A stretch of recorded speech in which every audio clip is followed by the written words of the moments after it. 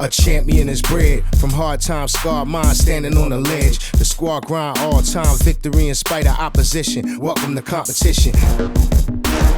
You pick a side, I pick a side, they pick a side. Take a knee against abuse, they rather you die. Pushing through dark tunnels, trying to shed light. The fight is on the moment we enter the game of life. Get it right before the whole thing gone dead. Let's go ahead and take it there. Meet me on the edge. Welcome to Edge of Sports TV, only on the Real News Network. I'm Dave Zirin. We are going to talk right now to Washington Post national sports, culture, and politics reporter Michael Lee about sports journalism, Black Lives Matter in sports, activism, and what it all means. Let's talk to him right now, Michael Lee. Michael Lee, thank you so much for joining us here on Edge of Sports TV. Hey, thanks for having me. All right, let's put on our serious hats if we can. Okay. It looks like the NFL might be buying a stake of ESPN. We know what's happening with Sports Illustrated, which makes a lot of people around our age well up a little bit. The Athletic, where I know you used to work, has taken over the New York Times sports page. Beyond the work of folks like yourself, is the era of a thriving independent sports media as we have known it, is it done? Are we past the point of having the kind of sports media that I think we so dearly need? As long as the money is shifting towards, hedge fund guys and venture capitalists, that's what's happening. I think when you don't have creatives, in charge and having the vision of creatives, then all you're going to do is just try to make a money-making operation that is doomed to fail, primarily because for these creative industries, like journalism is, yes, we have a serious task of, holding truth to power and, trying to make sure that we uphold certain values and principles. We're protected by the First Amendment and everything like that. But when people who are running it view it as leverage to make money, as opposed to a means to serve a greater purpose to the people, you're going to see the collapse. You're going to see things fall. You're going to see things ruined, mainly because you don't have the vision. And that's really what I look at whenever I see these things happen, where we have layoffs, we have buyouts, you have cuts, you lose talent, and you don't just lose talent, but you lose your soul. Because a lot of times the people who get cut are the veterans who've been there for years. They understand the systems. They understand, the angles. They know all the. If you have a veteran basketball player, football player, they can teach the young guys how to manipulate things and operate and maneuver more effectively. But if you cut those people out, you're doing damage, for the people who are coming up in their development. So I think that. Yeah, as long as the people with money don't have that vision, and their whole purpose is to try to view this as a means to make money as opposed to a greater purpose in terms of educating people, informing people, and also just providing them an outlet for pleasure. You're going to see situations like this only get worse, and I think that's where we are now, because the money and where the money is being shifted, the big money, the billionaires, when they start coming in and manipulating this and not seeing the vision from an artistic perspective, that's where you see the failings. Wow. I realized I spoke for you in my question talking about Sports Illustrated. I know when I heard about what is basically its downfall, it moved me thinking about what it meant to me coming up, but I don't know if it had that same effect on you as a young person, looking at that magazine and thinking, this is what I want to do. I was wondering if you could reflect on that for a moment. Absolutely. Sports Illustrated was the ideal. It was the model. So many great writers, came through there. I know the inspiration for me to even get into sports journalism was Ralph Wiley. That was a guy that I just looked up to. One of the first books I read just on my own outside of just school. Guys like him, Rick Riley. There's so many, Steve Rushin, just so many great talented guys. I could go on all day, Jack McCallum. People who I read just constantly and just try to, just take in what they did and try to, create my own style based off of what I read. It was a model magazine. I would get copies every week, and I would just devour it. And not just because I love sports, but because I love writing, and that's what inspired me. So I don't know where kids are going to find that inspiration, the way I did. I mean, obviously things have changed. You don't have a physical paper or a physical magazine the way you did. You just kind of scroll on your phone or whatever on your computer. So it's a different feel, but it's something about just on, like, for me, going out to the mailbox, having something that was addressed to me, and just kind of feeling those pages and flipping those pages and reading that. And it was just a great feeling. My kids, I don't know like where they're gonna get that kind of rush, because it's the same kind of rush I would get from music when I would have a CD or an album or something physical in my hand that just really just made it seem just like a dream. Well, I mean, just like you and I would read Ralph Wiley's articles and see his name and think, "Ooh, that's who I want to be." Yeah, I mean, there's no doubt in my mind that people read your work and see the name Michael Lee and say, "Ooh, that's who I want to be." So, yeah. See. but So yeah, I got a little extra there's a money big for you. but though. There's a big but. No, no, no. There's a big but here. Don't worry. Um, what is your advice then to aspiring sports journalists? Is this still a profession worth pursuing? If a young, bright-eyed, bushy-tailed person with talent came up to you and said, "I want to be like Michael Lee," Hmm. what do you say to them? Well, what do you want to be when you say you want to be like me or anybody else in this profession? Do you want to be somebody who does what he loves, or do you want to be somebody who wants to be famous? Do you want to be a celebrity in this, or do you want to be somebody who's really trying to seek the truth or try to find inspiration and really try to pursue your passion? If you're going to pursue your passion and you pursue what you love, everything else is going to fall into place. You're going to face disappointment. You're going to face cuts. You're going to see a lot of your friends and colleagues get dismissed, and it's going to be disheartening. But what is motivating you, and what is it that you really want out of this business? If you just think you're going to go in there and just be on ESPN and become a Stephen A. Smith and just have a top ranked show and make millions of dollars, that's going to be hard. There's only one guy that's doing it right now like that. Right. But if there's something in it that you want out of this, if there's something that you dream about doing, like me, I knew my ceiling as a basketball player was high school. I wasn't going to go beyond that, but I also knew I wanted to be around basketball one day, and I wound up, covering the NBA for 20 years and covering, two Olympics or sorry, three Olympics, and the multiple 13, 14 NBA finals and however many All-Star games. And so I got a chance to be around basketball because it's what I wanted to be around and what I love. And so if you feel like, this is what you want to pursue, then don't let the no's keep you from pursuing your dream. Because you're going to get a lot of no's. I tell this when I talk to college kids sometimes. The difficult thing in life is when you realize that nobody cares really about your feelings, and nobody and not everybody's going to like you. And so when you kind of get those things, through your skull, what do you have left that you're going to be willing to pursue and fight for? And if it's yourself and if it's your passion, then you're going to find it worthwhile. It's going to be a struggle, but everything's a struggle. You're not going to be able to walk right in and have your dream job right away. I remember covering high schools, out of college, and being frustrated and wondering if I was ever going to get a breakthrough. But I look back and I appreciate those times. I appreciate that struggle because it made me more appreciative of when I actually was able to have those moments where I'm like, man, I can't believe I'm doing what I always dreamed of doing. Mm. Recently a writer that we both know, Jeff Pearlman, Yeah. was asked that question. You might have seen this on social media.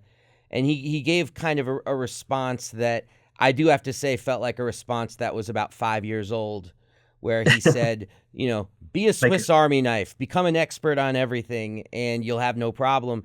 And a lot of people pushed back and said what you said, frankly, which is, these VCs are tearing these jobs apart. Like, what does it matter if I can podcast, if I can write, if I can do TV? What does it matter if at the end of the day, like you said, Michael, the people with the most institutional knowledge are usually the first people on the chopping block? I mean, I know this industry is in such flux. So it's impossible to ask you to have a crystal ball or anything, but do you see in the future a way around this so people like you and I can tell young sports writers that this is a life worth living as long as you're not obsessed with that end goal, but love the process? Yeah, I think a lot was lost in what Jeff was trying to say. I think he meant it, in the most sincere, thoughtful way possible. Make yourself indispensable. The one thing about, like I said earlier, is that no one's really indispensable, and everybody's replaceable. And we really just have a chance to occupy positions for as long as somebody's willing to employ us.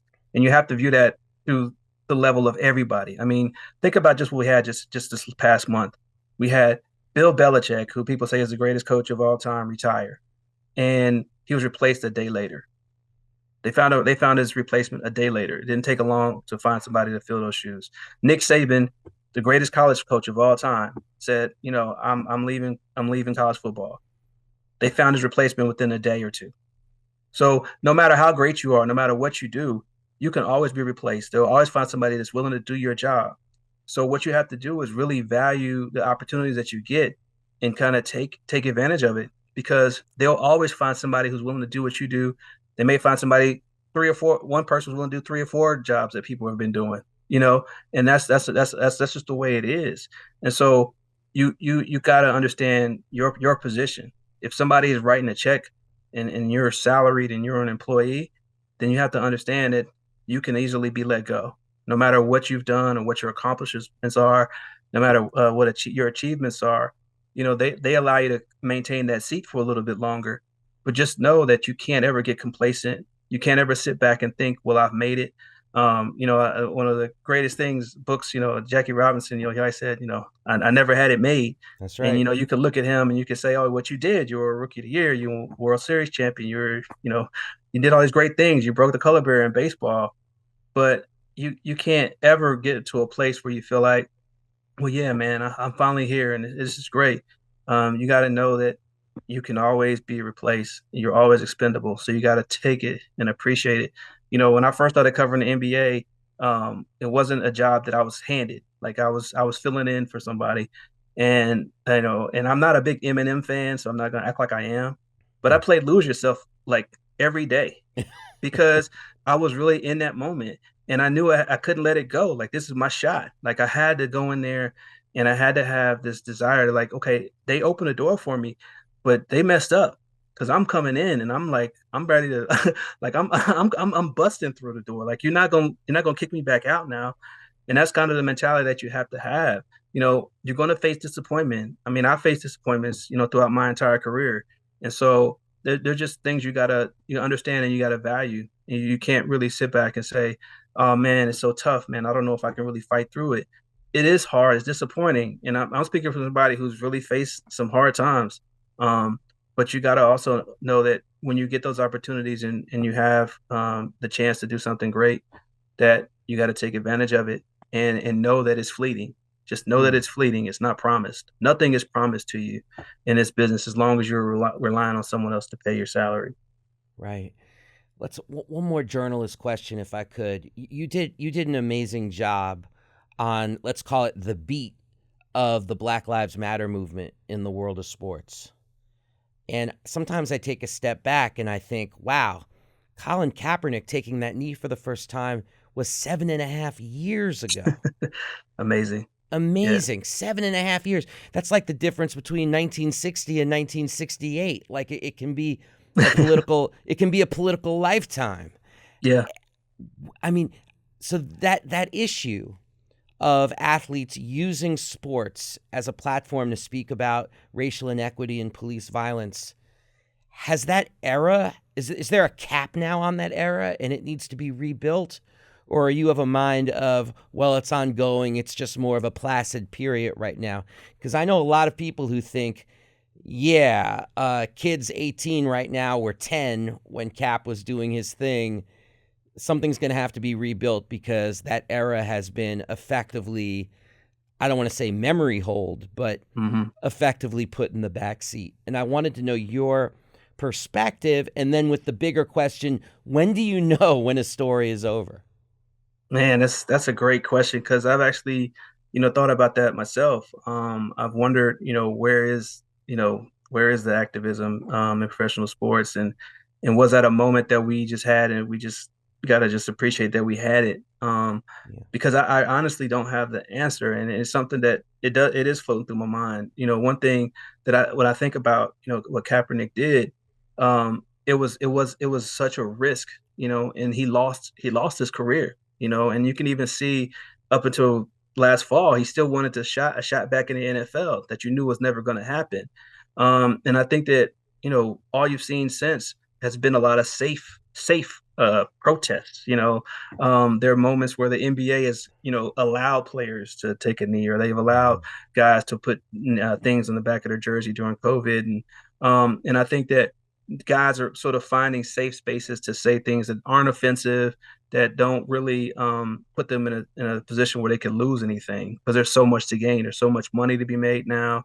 The salaries have reached exponential levels that we probably didn't think could happen. We got Otani got $700 million deal. Like, if you can reach that kind of money playing a sport, you might want to zip it up a little bit, because they will get rid of you if you make everybody feel a little bit too uncomfortable. So I think that the money has silenced guys, and also knowing that what you can lose. Guys are trying to figure out ways that they can maneuver without losing anything, and I think that's where we are now. And I think that's why you don't see athletes, and there's not like issues that are really pushing them to go to speak out. I mean, maybe there are, but I noticed that no one's saying anything about any of these wars going on in the world. No one's speaking out on Mhm. anything on that behalf, because there's so much more to lose than there is to gain. And I think right now, guys are just trying to get this money. Yeah. It's funny. I was talking earlier with former NBA player Tariq Abdul Wahad, and he said something very similar as he's attempting to find athletes to speak out for a ceasefire with Hmm. regards to Israel and Gaza. So, what you're saying, rings very true. Yeah, I You just think you've seen guys. You saw what happened to Kaepernick. You know, Mhm. he lost it all, and I don't want to go like to this extreme, but think about it like this. I know sometimes people say, why are there no more MLKs? Why are there no more Malcolm X's? Why are there no more guys? Leaders of that caliber? Well, they were killed. Mhm. So, And and yeah. everyone saw what happened to them. So if that's the case, if that's what you get, if that's the reward at the end. Not everybody's brave enough to say, I want to take that path, you know. But when it comes, and when just when you bring it to the sports level, Kaepernick spoke out, and what he did was noble and admirable, and everyone respected it. But and obviously he got respect for days for what he did, but he lost what most of you guys aren't willing to sacrifice, which is their careers. And when you see him even saying, "I want to play now, and I'm still capable of playing if you give me a chance," and everyone's just like turning their head to him, it's like, well, dang, what do I really want out of this life? Do I want to be an activist, or do I want to be an athlete? And I think that if you've invested your whole life in being an athlete, and you've kind of gone down that path, and this is what you've made your whole life about, you're not willing to give that up. If you want to really try to do things when you're done playing, maybe you will. But there's so much at stake beyond just the money, but also your career, that I don't think guys are willing to lose all that the way Kaepernick did. And of course, gotta mention that you're wearing a Muhammad Ali sweatshirt right now. Yes, yes, yes. And it's one of those things where it's been said by others that he was only truly embraced by this country once he lost the power of speech. And Absolutely. this idea that they make you make that choice between being an athlete and an activist, when I think a lot of folks would have no problem if they felt like the risk wasn't there of wearing both hats with comfort and confidence. Look, we've been talking about journalism in big picture, but I'd be remiss if I didn't bring up before you go a work of journalism that you did recently in December that was so good. And I have spread this around all over the place. You went to Mississippi and you asked a very provocative question. If youth football is going down all over the country, largely because parents becoming more educated about injuries and concussions, why is it still so prominent and even growing in Mississippi and Alabama? But you didn't just think about it theoretically. You went down there and you spoke to folks to get answers. What did you come up with? And how did it change your own views and ideas about youth football? Yeah, no, it was great. It was an altering experience on a lot of fronts. Because I think, you can just look at it and just say, oh, everyone's they're in a poverty-stricken area, they're poor. What else do they have, to push them to achieve? And in Mississippi, that's probably one of the places where it actually fits. There isn't a lot to do in Mississippi. There aren't a lot of things that are going to provide a positive outlet for kids down there. Such a unique place in the country where there aren't a lot of big towns, there aren't a lot of big cities, distractions and things to try to pull you away. There's a country culture there. There's a toughness there that's sort of instilled in these kids from a very young age. And so playing football it's just a traditional thing. Your uncles played it, your father played it, everybody played it. So when it comes to be your turn, you got to do it. And so for me, the one thing that I came away though that really struck me was that while we talk about poverty from a material perspective, what about poverty from a moral perspective? Which one would you value more? Would you want to be in a situation where you have all the money in the world, but you're not loved and supported? When I went down to Mississippi, I saw communities where people were living in trailers and living in really backwoods, conditions. But what they had was the support of their loved ones. What they had was a constant connection to a community and to people who love them. And so I came away with a sense that, yeah, while they may be lacking in some areas, they are winning in other areas. I had a great conversation with one of the coaches for Starkville High, which is the school that I featured in the story. And, he was like, there's a pride in these homes, even though you may look and say, yeah, these are poor places and they don't have a lot, but inside that home, there's a lot of pride. And so the kids that come out of there are going to embody what's being taught inside that home. And he said, you can find a house on the highest hill, and you can find the biggest mansion on the highest hill, but I guarantee you won't find more love in that house than you'll find in these houses here. And Wow. so when you take a step back and try to figure out what's really important, what's valuable to you, what do you value, what means the most to you, is it having a paycheck that allows you to buy whatever you want, or is it having the love and support of people who are going to be there for you through whatever? Some people are fortunate enough to have it all, but not everybody does. But if you value one above the other, and you're getting that fulfillment and that support and that love from the people who you care about, then are you really lacking?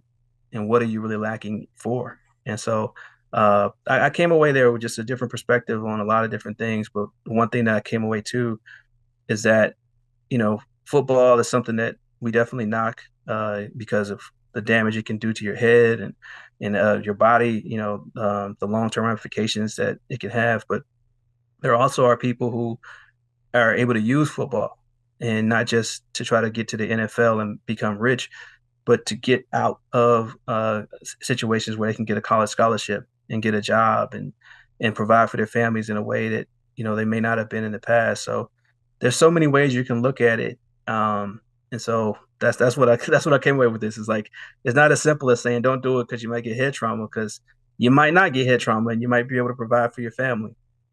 Well, you know what? That's a very interesting perspective for folks to take in as we head into the Super Bowl hype season for sure. Absolutely, yeah. To put it mildly. Hey, Michael Lee, I really appreciate your time. Everybody should just Google Michael Lee, Washington Post. Make sure you don't put the word senator by mistake, because Please don't do that. That's a very different dude. Yes. But so do Michael Lee Sports, Washington Post, Yeah. and you're going to get a treasure trove of articles, the likes of which will restore your faith in sports journalism. Michael, thank you so much for joining us here on Edge of Sports TV. Hey, thank you, Dave. It's far too kind, man. I appreciate it, man. I need to take you on the road, man. You like Flavor Flav over here, man. You got me all hyped. Hey, you know what? If I could be Flavor Flav, that's a life worth living. That's all I've got to say. Get up, get down. I'll do it. I'll do it. I'll embarrass myself, but that's okay. Thanks so much for joining us. Thank you for having me. It was great.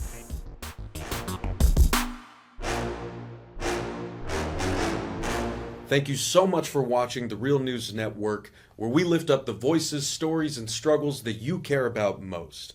And we need your help to keep doing this work, so please tap your screen now, subscribe, and donate to the Real News Network. Solidarity forever.